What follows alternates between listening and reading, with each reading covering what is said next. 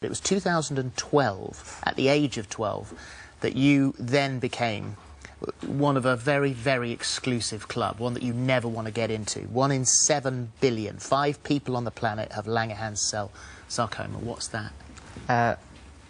There's not a lot of research into it, so I'm not too sure on what it is. It's very confusing. Yeah. So the treatment that you were facing that the doctors recommended was a bone marrow transplant? Yeah, it was extensive chemo and radiotherapy, and then, yeah, and then bone marrow transplant. And you didn't have just one transplant, this was 3 that you had to have, and, Yeah. and how did you get on with that? Well, they failed, Yeah. the first 3. But yeah, they're not too, it's not too trouble. So it's not a big problem to have them. So. But then after that, this is, I mean, as a mum, because he then really began to suffer. You have to watch him suffer. How bad was it? Well, after the 4th transplant, they told us that, you know, the first 3 had failed, and literally all they had was 1 more chance for him. They had 1 more bag of his own cells, no more. They were, you know, they'd stressed the thing to us that there was no more chances after this. And unfortunately, 3 days after he had his final transplant, he trapped his fingers down the side of the bed and then picked up some infections.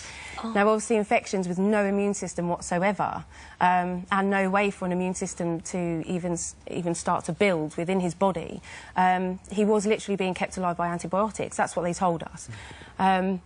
He did get incredibly ill.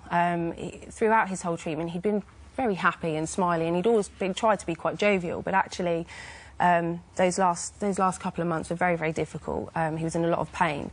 You were given, I think, 3 days. Yeah. 3 days a week at most is what they told me when I asked them the time scale. But you planned your funeral, hadn't you? Mm-hmm.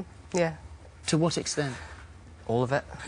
What were you going to do? It was going to be fancy dress, and I'd chosen all the costumes for people, and it was going to be quite embarrassing for some of the people to come, so, yeah. You actually said you wanted to go. Yeah, I did. He was looking forward to it. After 4 years of treatment, it's enough. Enough was enough. And so this story then takes an entirely different turn. How did that happen? Through lots of research, I'd done lots of research. Obviously, when his secondary cancer arrived and it was so unknown, I turned to the internet and started looking. And over the following months and couple of years afterwards, cannabis just kept popping up. People kept emailing me, "You need to try this. You need to." And I said, "But he hasn't got cancer. You know, the cancers are gone. This is now a completely different issue. It won't work for him. There's no." And I would dismiss it and dismiss it. And it actually came to the point where I was in hospital with Darren, and he was so incredibly ill and really on a high dose of morphine that he was actually now on fentanyl, which they can't go any further than that. And it wasn't working against his hands and the other issues he had with his stomach. And I asked the doctor for Bedrocan, which is a cannabis-based pain relief that's available in Europe, because I didn't. You know, I wanted to. No, I wanted to go through the proper measures, and she actually told me we can't because it hasn't been licensed for children. So, you know, and more of it came up. People just kept saying, and I thought, do you know what?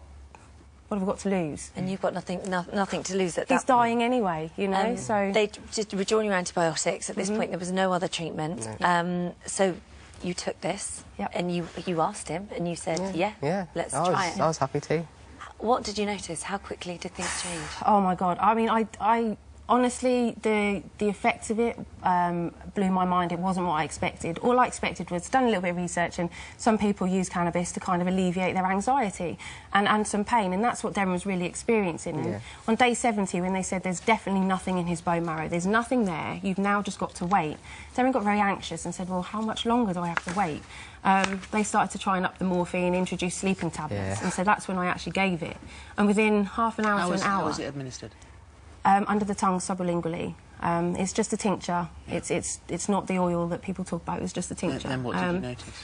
We noticed within half an hour to an hour that he was just chilled out. He just relaxed. The anxiety stopped. He no longer was panicking, and he was able to be compos mentis, which he wasn't able to be on the morphine. But health-wise, I mean, actually, things being tested against you, your white blood cells began to go up. Yeah, after 5 days. Obviously, they told us nothing in his bone marrow. So, gave it to him 5 days later, when the bandages came off his hand and we saw healthy fingers, which we were told there was no way they were under there.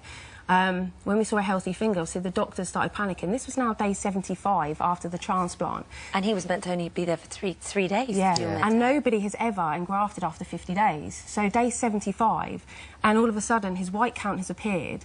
The doctors start running around frantically. Doctors from Bristol Children's Hospital were called in to do some more blood tests, which I said, well, there's no point. You told me only a week ago there's nothing there. And obviously, yeah, in the blood count, it was there. It's very small, but it was there. And to test the theory, you actually withdrew the cannabis After for a a- little yeah, while, I did, and yeah. the blood count started to go They down halved, again. yeah. So where are you now? How are you now? Perfectly healthy.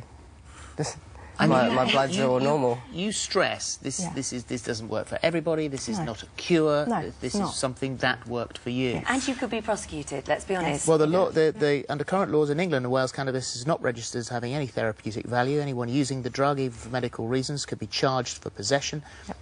Possession carrying a maximum sentence of 5 years in jail or an unlimited fine. Fascinating story. really is. We're So so glad happy that you're so you're well. here and healthy. Amazing. Good luck with the diner. He wants to open his own vegan American If anyone wants to themed give him diner. an apprenticeship as a chef, then, you know, please. He's dying to Who become an would apprentice. not want to give an apprenticeship to the boy in 7 billion? Yeah, totally.